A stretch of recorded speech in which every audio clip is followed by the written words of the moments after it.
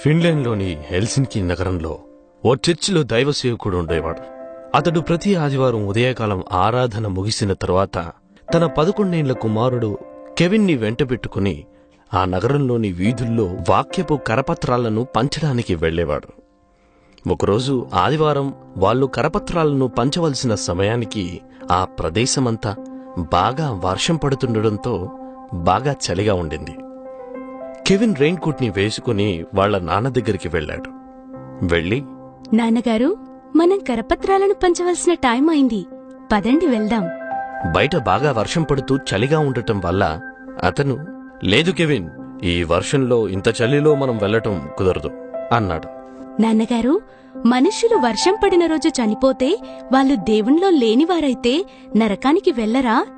కాసేపు ఆలోచించిన అతను, అయినా సరే మనం వెళ్లటం కుదరదు అన్నాడు. అప్పుడు కెవిన్ దీనంగా, నాన్నగారు, ఈరోజు నేనొక్కనే కరపత్రాలు పంచడానికి వెళ్తాను, దయచేసి వద్దు అని చెప్పకండి.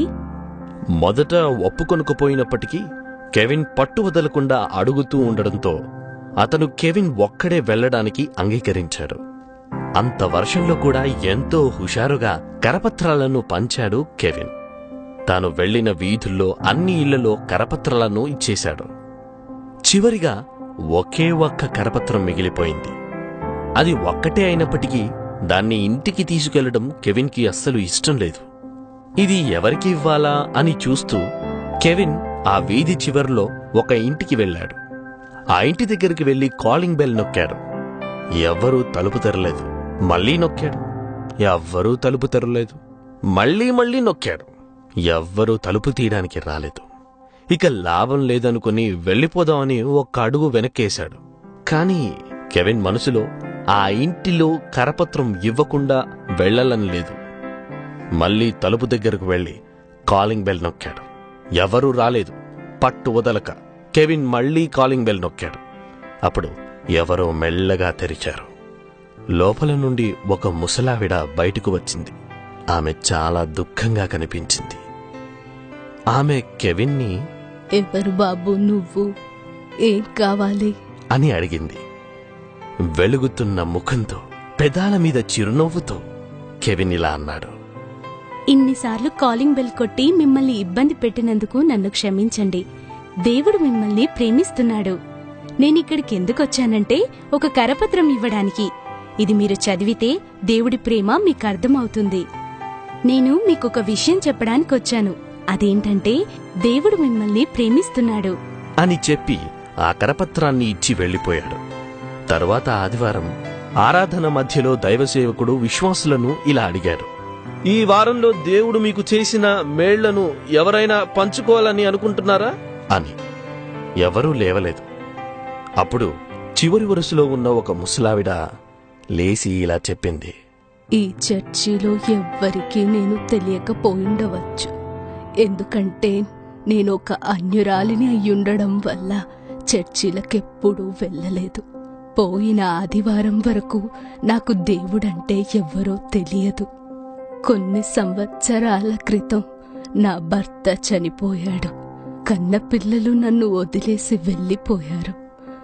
చుట్టుపక్కల వాళ్ళు ఎవ్వరూ నన్ను పట్టించుకోలేదు. పోయిన ఆదివారం బాగా వర్షం పడుతున్న సమయంలో నేను ఈ లోకాన్ని వదిలి వెళ్ళిపోవాలని నిశ్చయించుకున్నాను. ఒక తాడు తీసుకుని ఫ్యాన్కి కట్టి స్టూలు వేసుకుని ఆ స్టూల్ ఎక్కి నా మీదికి ఆ తాడు తగిలించుకుని నా గుండెని కఠినంగా చేసుకుని స్టూల్ని తన్నబోతుండగా మా ఇంటి కాలింగ్ బెల్ మోగింది. నేను ఆ తలుపు తీయలేదు. ఎన్ని రోజులు నా కోసం ఎవ్వరూ రాలేదు.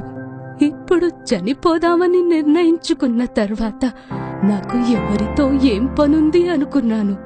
తలుపు తీయలేదు. మళ్ళీ మోగింది. నేను తలుపు తీయలేదు. కాని బెల్ అలా మోగుతూనే ఉండడంతో అందరూ దూరమైనా నా కోసం ఎవరొచ్చుండొచ్చో తెలుసుకుందామని వెళ్లి తలుపు తీసేసరికి నా ఎదురుగా కాంతివంతమైన కళ్ళతో, మొహంలో చిరునవ్వుతో నేనెప్పుడు చూడని ఒక 11 ఏళ్ల వయసు ఉన్న ఆ చిన్న బాబు కనిపించాడు. అతను ఓ కరపత్రం నా చేతికిచ్చి వెళ్ళిపోయాడు.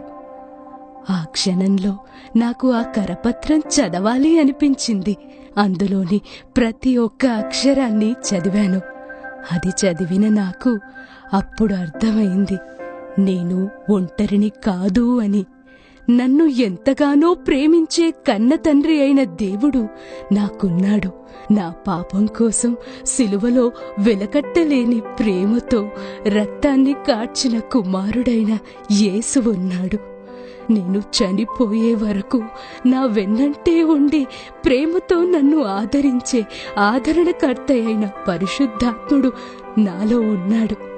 నేను ఒంటరిని కాను, నేను ఒంటరిని కానే కాదు అని సరైన సమయంలో దేవదూతల ఆ బాబుని నా దగ్గరికి పంపిన దేవునికి కృతజ్ఞతలు తెలుపుతున్నాను.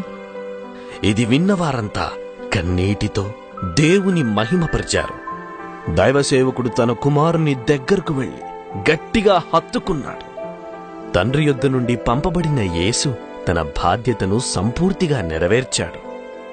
ఎలా అంటే, తన సహోదరులమైన మనము నశించిపోకుండా ఉండడానికి ఆయనకు అప్పగింపబడిన పనులలో ఏ ఒక్కటి వదులకుండా అన్నిటినీ చేశాడు. ఇది చూస్తున్న నీవు ఏ ఒక్కరోజైనా దేవుని పనిని నిర్లక్ష్యం చేయటం వలన ఒక ఆత్మ నరకానికి వెళ్లే అవకాశం ఉంది. చేయుటకు నీ చేతికి వచ్చిన ఏ పనినైనా నీ శక్తిలోపము లేకుండా చెయ్యు. ప్రసంగి 9:10. 1 యోహాను 4:7 ప్రకారం మనము ఒకరినొకరము ప్రేమించుకోవాలి. యూదా 23 ప్రకారం నరకాహుతికి సిద్ధమైన సహోదర సహోదరిమణులను ఏ విధంగానైనా ఆ నరకాగ్ని నుండి రక్షించాలి. సహోదరా సహోదరి, ఏ విధము చేతనైనను నీవు సువార్తను ప్రకటించుటకు సిద్ధమా?